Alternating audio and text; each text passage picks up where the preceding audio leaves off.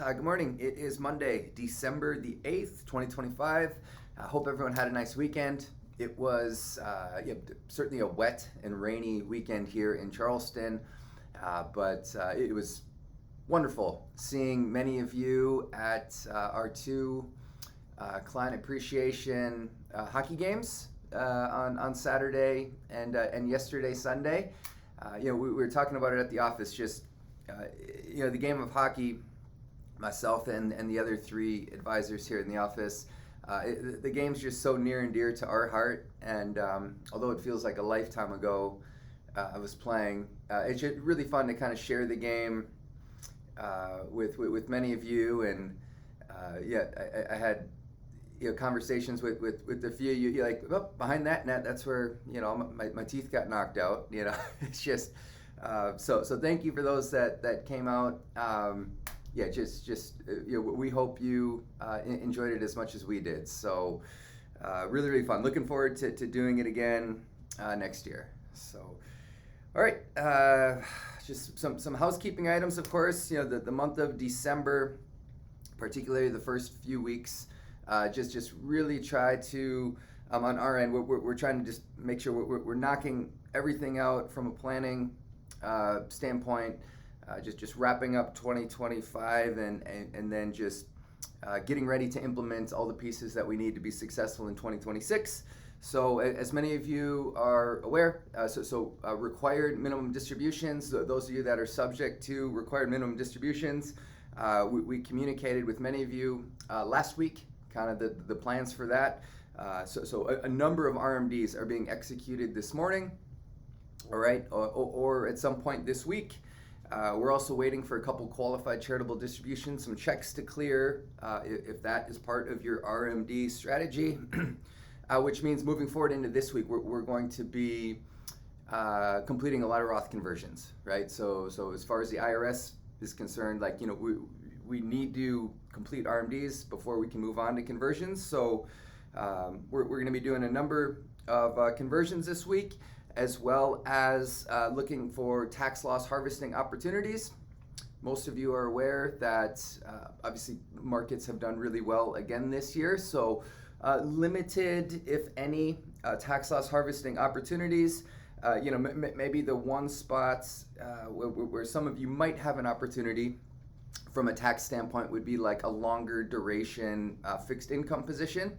All right, with yields kind of flat to maybe slightly higher this year, which I'm going to touch on the yield curve in just a minute. But for those of you, again, just looking, if there's any way we can help on the tax side, we want to try to harvest any kind of like temporary loss in the account.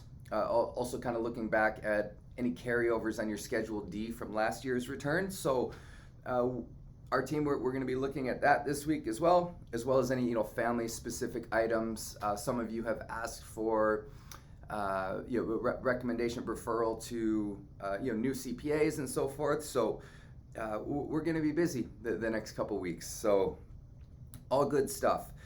Markets last week higher again. All right, probably the main driving force there that the Fed's preferred inflation metric PCE came in as expected, kind of right on the number there with estimates. So all eyes will be on the Federal Reserve this week. Wednesday they have their meeting. Widely expected that the Fed will cut interest rates by 25 basis points. Right, so 0.25% cut. The yield curve's been really interesting over the last, let's call it 15 months. So, and why I say 15 months is the Fed started cutting rates. So their first cut was back in September of 2024. All right, so 15 months ago. Since that time, the Fed's funds rate, so they have reduced interest rates by 1.5% since that initial cut.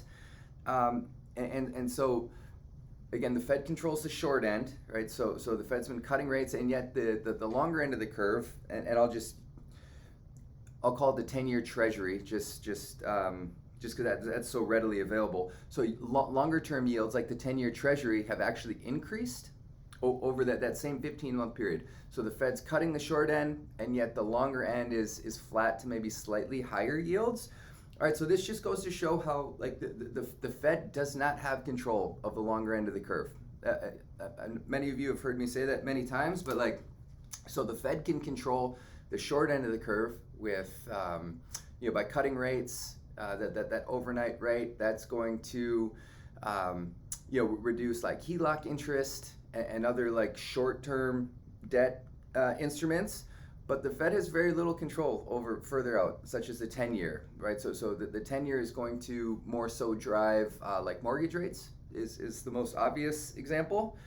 All right, so just looking at this yield curve, again, front end coming down with yields as the Fed cuts, the longer end kind of remaining where it is and even drifting higher slightly.